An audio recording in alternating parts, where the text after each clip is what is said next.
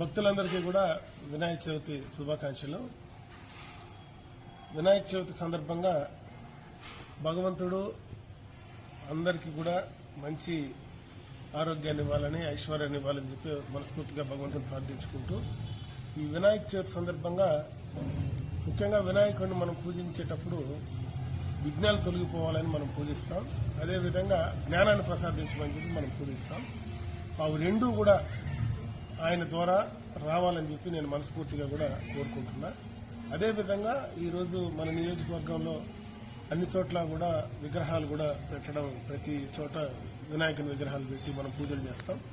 వాటినన్నింటినీ కూడా ఈరోజు ప్రభుత్వ పరంగా కూడా అన్ని రకాలుగా కూడా దానికి సహాయ సహకారాలు అందిస్తా ఉంది. ప్రజలకు ఇబ్బంది లేకుండా అక్కడ మనం వినాయక చవితి సందర్భంగా చేసేటువంటి పూజల సందర్భంగా కానీ, పెట్టేటువంటి డీజిల్ పాటలు కానీ ప్రజలకు ఇబ్బంది లేకుండా భక్తితో ఆ కార్యక్రమాలు చేసుకోమని చెప్పి నేను అందరినీ కోరుకుంటూ, ప్రభుత్వ పరంగా ఉచితంగా మనకు వారికి విద్యుత్ శక్తి కూడా, వినాయక్ సంబంధించినటువంటి విద్యుత్ శక్తి కూడా ఇవ్వాలని ప్రభుత్వం నిర్ణయం తీసుకున్నది.